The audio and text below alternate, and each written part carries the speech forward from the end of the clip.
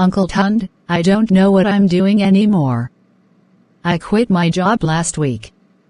Everyone thinks I'm crazy. Crazy? Or tired? You looked tired when you walked in. Sit. Let me finish this chair leg first. Tired of pretending. The school pays well. My mom is proud. But every morning I wake up and my chest feels heavy. Like I'm carrying a bag that isn't mine. You know this wood. I found it as a scrap behind the market. Everyone walked past it. Too warped.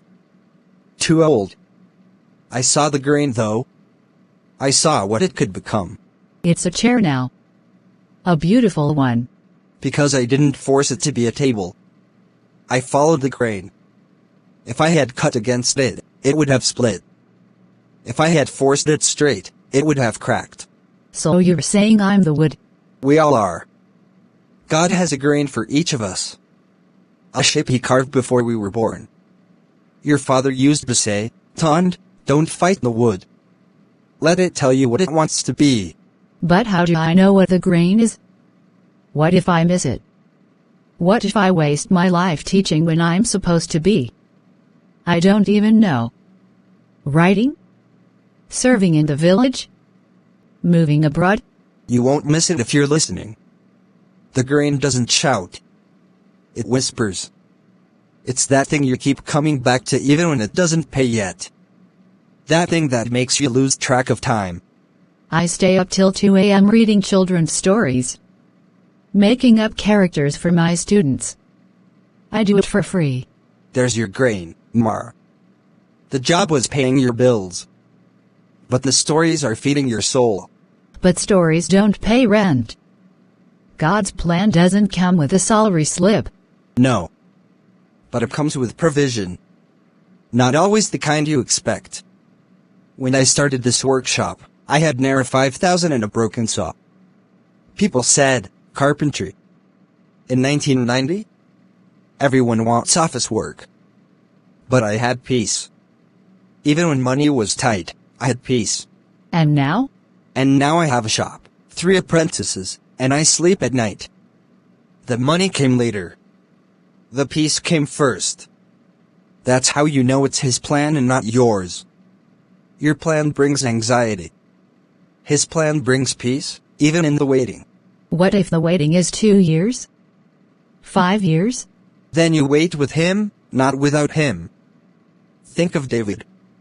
He was anointed king in Bethlehem, but he spent years in caves before he sat on the throne. The cave wasn't a mistake.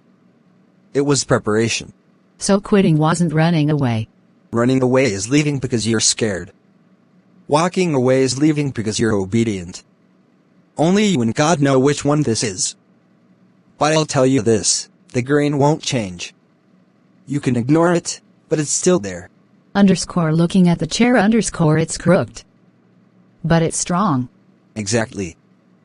God's plan for you might look crooked to other people.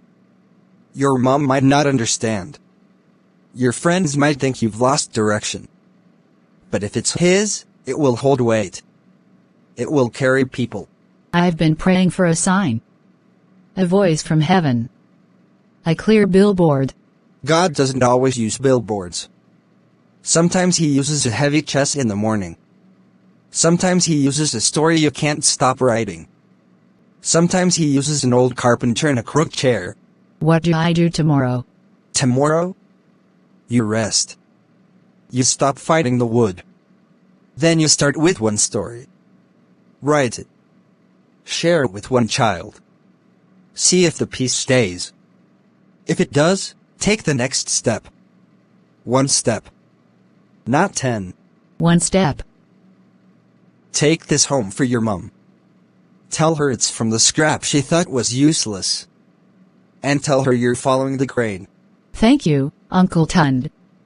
I think I can breathe again.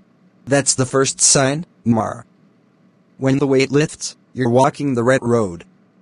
Even if it's uphill.